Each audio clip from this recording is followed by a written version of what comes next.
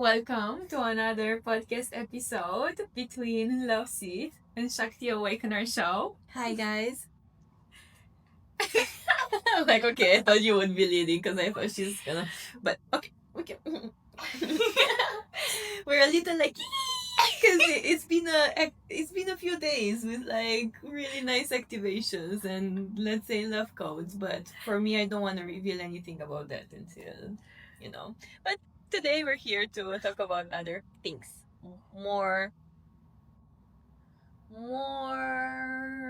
how would you say? More unique and special because it is about living life on the edge. And this is what most of the population is not doing, but it is something that we are doing that is constantly helping us be at the cutting edge of evolution and be in a constant growth and expansion, even if it feels dangerous, even if it doesn't make sense for the mind. Yeah. So I would say definitely more high consciousness and more like we're now we're now speaking to the leaders who are already leading from this place of power and pleasure and your hearts, and also from men, let's say. But they want to go deeper. They want to go deeper into what is the highest expansion that they can have. And it's not about the practical things that you do on the outer reality that people try to teach you. We are talking about the cutting edge of expansion of consciousness and how we, as leaders and CEOs, live according to that and live according to the rules of the highest frequency, basically. Because our path has started with entrepreneurship, let's say, with conscious entrepreneurship, has started 5 years ago, 6 years ago. And ever since then, we have learned a lot of lessons about how to lead life and business according to the highest God states of being. Yes. And I think it has been quite of like a tumultuous time a couple of times, because we have never had an example of how to do this, and nobody around us has done this before. Nobody around us has taught us how to have a spiritual business but also be grounded into our power. And I think this is what we're also what we are also teaching women and leaders, and for you also more men, and also working with men in our mentorship containers, like not just how to be a leader in your power, but actually be at the cutting edge of evolution of consciousness and to be a leader of God in your business. Yeah, I have a really good definition around that, which I really love what you shared. And I want to add a little extra spice. And I want to say that we are not teaching you how to build your business or how to scale it. We are actually helping you become the woman or the man who is embodied in that identity that can sustain it. Exactly. That it's more about without fragmentation, without losing yourself. We are teaching you how to be centered, as Indra said, in God power, in God states, so you can lead from unity, not from competition, from judgment, from lack and scarcity, even though it seems so easy to lead from that space, right? Because everyone is leading from that, and we meet a lot of leaders and very successful business owners and multimillionaires who, even though they reached this level, they are still leading from that scarce, limited human way because they think that this is the right business way. But we come here with this unique flavor of your genetics. We are teaching you how to lead according to your own DNA, which is a very groundbreaking, transformational information that is new. So of course everyone's like, oh, but can I trust it?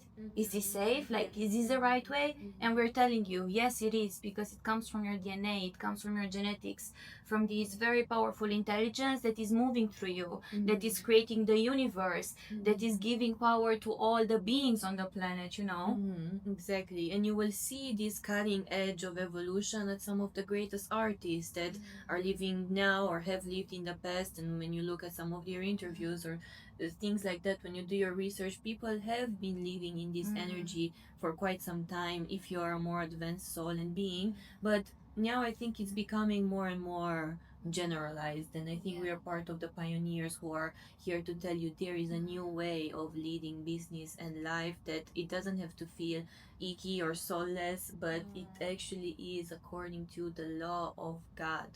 And personally, yes, it's not really my flavor to do business or like to teach business in this way, but I think you can teach it now. I've learned so many things, and I understood so much about high consciousness embodied in human form in all aspects of life, like relationships, business, and all of that.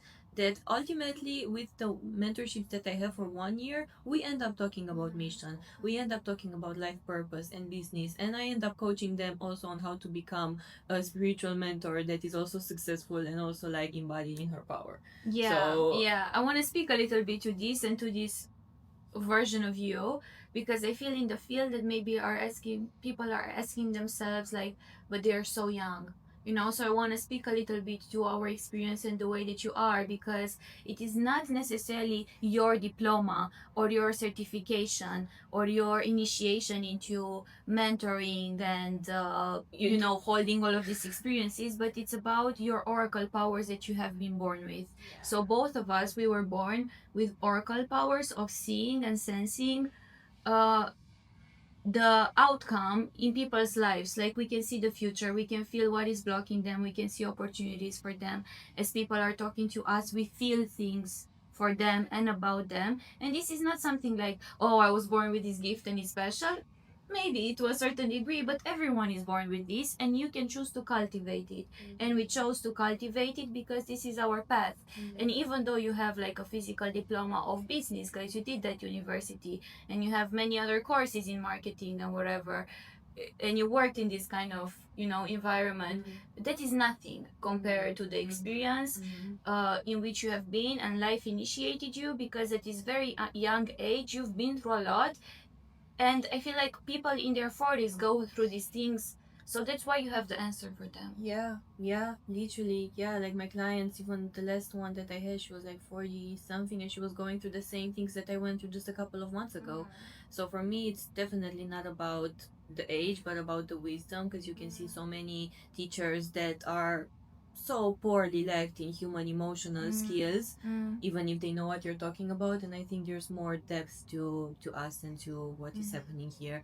And actually, I just recorded another podcast episode that you can check out about me talking about these spiritual gifts, because when we're talking about leading from the edge of God and from the highest edge of consciousness, it is actually about being one with your spiritual gifts, because everybody has them: intuition, clairvoyance, clairaudience. It is about you letting go of the human mind, of the human self that says, I know better, and you just get into the space of higher consciousness, that is either through a meditation, through a ceremony, through like some sort of practice that is bringing you closer to God and to divinity.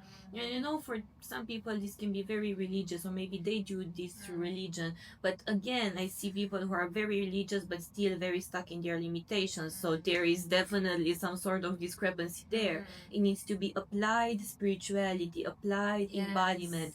And for some time, even I wasn't understanding all of these. Like, how do you apply high consciousness and embodiment into God? And it's, well, you've taught me also a lot about this, of like, okay, let's get into a ceremony and connect with what is the highest answer that needs to come through us. We need to make a very big business decision, like, for example, how we have been doing lately, because we're growing our own businesses and the business together. Okay, what is the highest the intelligence trying to tell us? What is the answer that is coming through the field? What is something higher than us guiding us in this process, and how is this process coming through? Because people think through analytics, people think through ROIs, and I'm not saying that it's bad to be practical or like logical, but there is one point in which you have to give into God. Yeah, that's your edge, because you will feel it. Like, I want to talk about a little bit how does it feel to make decisions from this edge, and how does it feel like to live from the edge, because most of the visionary and intuitive leaders that are watching us, I'm sure that you feel inside of you that there's a part of you that is like, you need to expand here, you're afraid of this, you need to grow because of this.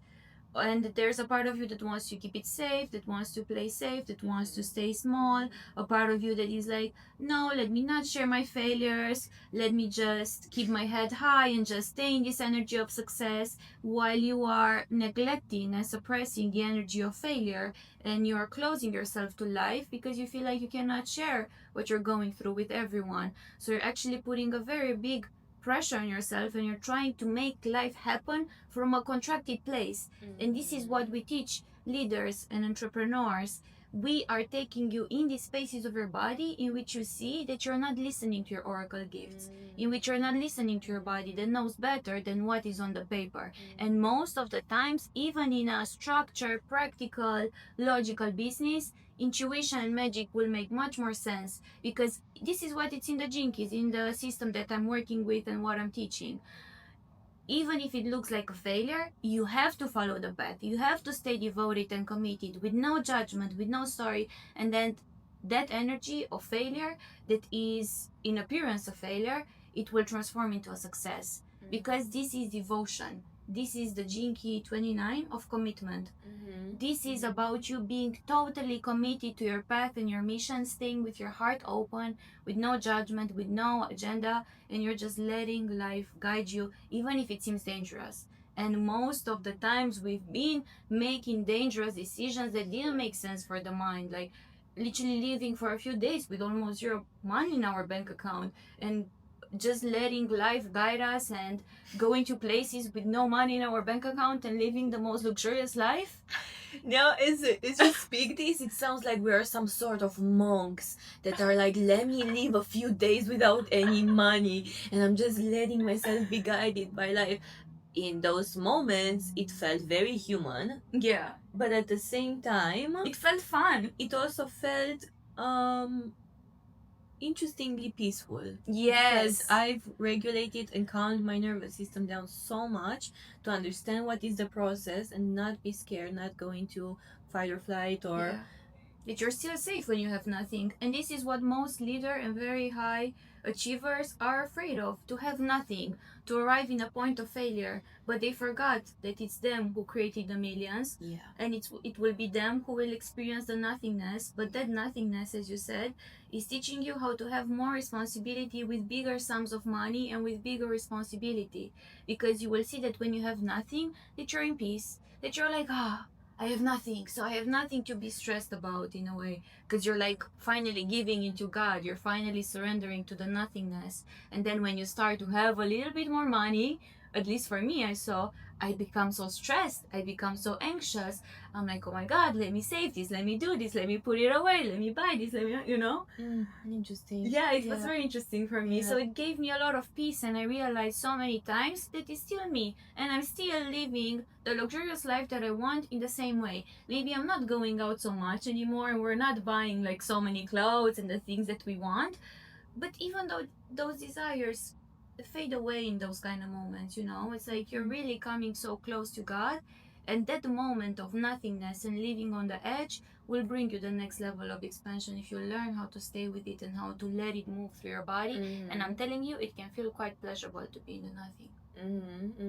Yeah, I feel like this is another piece that people need to understand of like how to actually stay in this process, like the leading edge of consciousness and of expansion. Part of it is to actually just sit with the process and just breathe through it, breathe through the uncomfortability. If there's something that you need to do that is uncomfortable, or a situation on the outside that is very highly triggering and uncomfortable, like just sitting with it, and sometimes letting life move it, like letting life guide you in those spaces and let it transform it. Like you don't need to necessarily do something about it from the outside. Sometimes you don't even need to do a meditation or like to fix it, because we used to do that in the past a lot, like instantly try to fix it and spiritualize everything.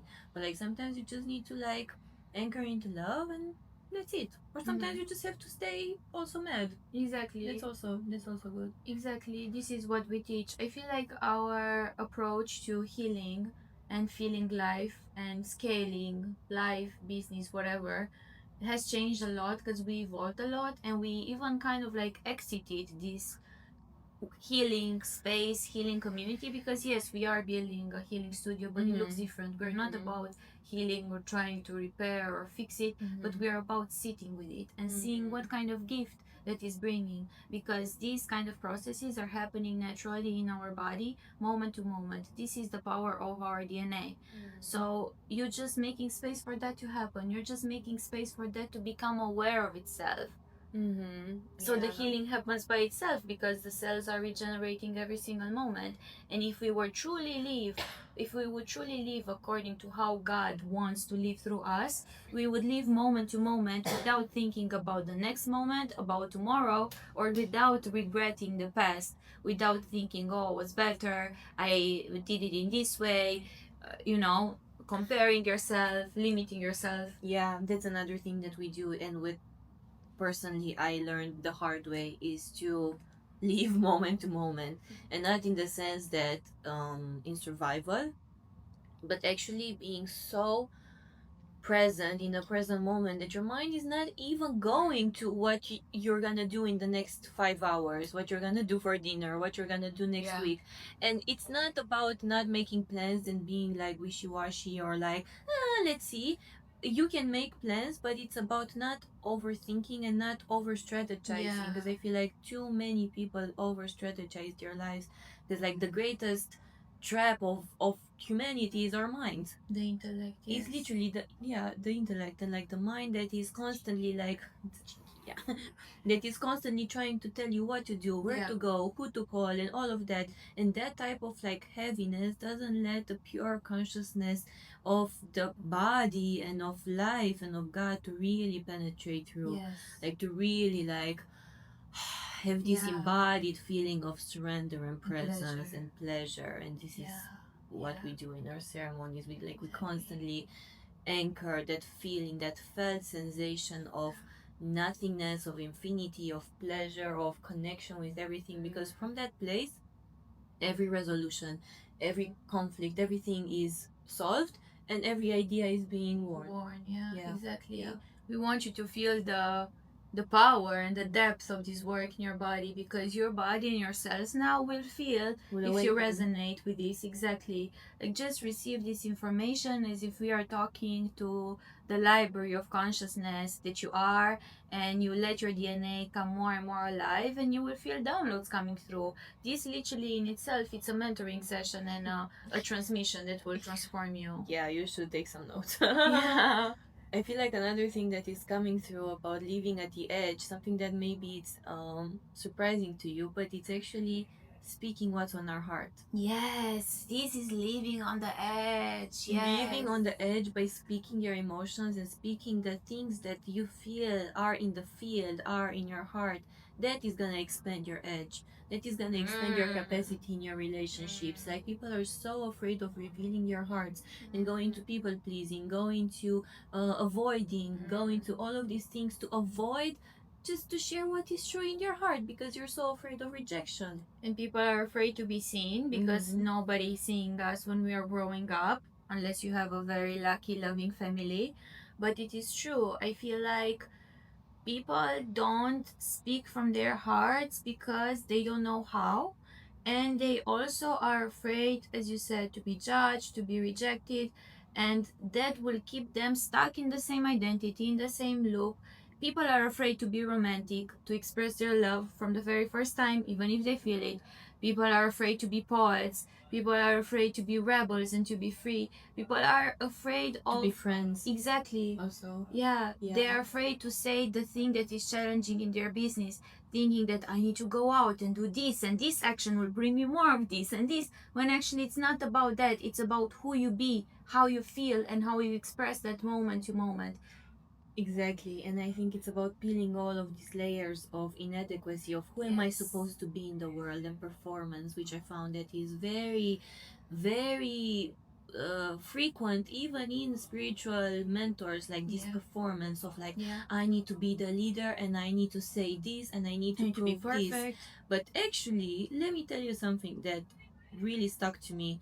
The selling point, let's say, or like the point in which your clients, for example, will say yes to you, it's not about you proving them that you're the best choice for them. How many people say this? It's about you sharing your struggles, being honest, being yourself, and then they will feel the resonance in their body and nervous systems, because they will feel like you have been through the same, you have embodied it, integrated it, and of course you're the obvious choice, because you're just a person who has the solution. It's not about, I was trying to do this in the past of like trying to prove in a way of like this is what you get in my mentorship and this is who you become. But was I sharing my deepest struggles and parts of me? without any agenda, without any marketing tactic, like no. And this is why a lot of the times I was feeling very stuck, very low, and very misunderstood. But the moment I started to connect more with the field and understand people's nervous system and like become one with that person in ceremony, I understand exactly what it takes for somebody to say yes to you and to recognize you and to see you. This is very powerful information, because I feel like this was also the biggest point in my expansion, in which I started realizing that because I'm a mentor, I don't really share the hardships that I'm going through with Instagram, with my community, with my clients. I was putting on a facade that I have everything together, that everything is going perfectly. And then I felt actually very lonely. Like I felt like nobody's listening to me, nobody's asking about me. I don't have such a strong community as I thought. So then I started sharing how I feel from my heart, and I started reaching out to people and making friends. Like also letting them be my friends, because I realized that people want to be my friends in that very deep sense of asking me how I am and checking up on me and holding the emotional space. So I feel like this was also very powerful, as you share. Like I I needed to share with my clients what I'm going through, so they see me as human, and they can also see that, yeah, she figured out, she has a solution, and that's why I'm just one step ahead of you. That's why I'm a mentor. This is what it means to be a mentor, to share from your lived experience. It's not like coaching according to a book, giving you some kind of crazy direction. No, it's just about how life wants to move through you and you getting out of that way of that process. Exactly. So when you think about it, this is the most powerful asset to have. Like to have somebody who has lived through that and can support you in doing the same. Yeah, self mastery. Yeah. Yeah. And I feel like we're speaking to the hearts of a lot of very powerful leaders and CEOs, because they feel this pressure of being perfect. They feel like maybe nobody's there to support them. And that's why we are holding these spaces for you that are very private and discreet. And you can come and you can share everything that you're going through, knowing that we deeply feel you. And if you resonate with us, it means that you have to receive some lessons and some solutions that you're going through. Exactly. I love this. Yeah. I feel like another point in like expanding in your edge and in your consciousness is like, I'm sure many people know this, but like maybe more need to embody this. It's like making the choice before it's even apparent. Yes, yes, yes, yes. Making the choice before the universe says yes, you can, because this is what we did all of our lives. Like we made the choice to start our own businesses before it was even a thing, like to have a spiritual business. Yeah. Especially where we come from. Yeah. And we did that before we got the approval of like, yes, you can do this. Yes, it will be successful. Yes, you will help a lot of people. Yes, you will be powerful. You moved countries. You can, sorry. No, I just wanted to say that we started to act as if we have like a real business before we even made it real. Yeah, when I was asking for like 10 euros for my oracle readings, I was feeling like a boss bitch when I had one client that was sending me that. I was like, yeah! It's about the feeling. Yeah. 10 euro for you can feel like a million for other people. I always say this. Exactly. And so many times in which, for example, you moved countries without knowing what will happen there. Like in my case, I was always, I want to say I was kind of following her, but I was just like, She was following me. I was just like, let me go where my sister is, because otherwise I'll be depressed. It's true. But like, no, she's the initiator. Even in human design, she's the manifestor. I'm manifestor generator. She's like the rock. She's the vision. Sometimes I have the vision. But yeah, it's like, yeah, you have to start and then I will kind of follow. Yes, exactly, because that's the generator part. Yeah, so you move to Bali, or you move to Milan, you move to Bali without any idea of what will happen. And then you just came to Dubai for like 2 weeks and then started living here. And I was like, okay, let me come here too. Yeah, so random, but so destined and so divinely guided, you know? Yeah, it's like you trusted the feeling before it was even like a felt tangible outcome in the outer reality. And for me, sometimes this was very hard because it's almost like your body and mind are pushing through the limitations of the old self of like, but no, I cannot do this, I cannot have it. But it's like the moment you say yes to those things that you want without having them, without having the evidence. Yeah, without, you don't need an evidence in the outer reality. Without, you say yes to those without having them yet. Yes. That is when they will start to materialize in your life. Yeah. Like so many times I manifested like huge increases of income in my business, or just, I don't know, beautiful experiences with men. It's like I was just trusting that before, and I was taking the action based upon that, and that was I want to say that we also played in this dangerous way in the field in which we were like, in a few days, let's say that we make an appointment that we don't have the money for, but then we're gonna make it happen. Or we are aiming for this kind of like very big thing that we don't have, again, the money or the resources for, or we don't know how it's gonna happen, but we're going for it. Like, it's done, it's in the field, you know? We don't wait for evidence. Like, it will appear as you go. You want a thing and you're gonna go for it. You don't care about the about how it's gonna happen, you know? You just stay focused on the feeling that you will feel in the outcome. Yeah, I think most of the work that most people need to do, and I also felt this for myself, is letting go of the how. It's like letting go of the how in the process, but the more that you're tapped into the higher consciousness and you're into God, and you're like really feeling that inside of you, which again in the past I was not doing all the time, that is when you understand that infinity exists. Infinite solutions happen at the speed of light.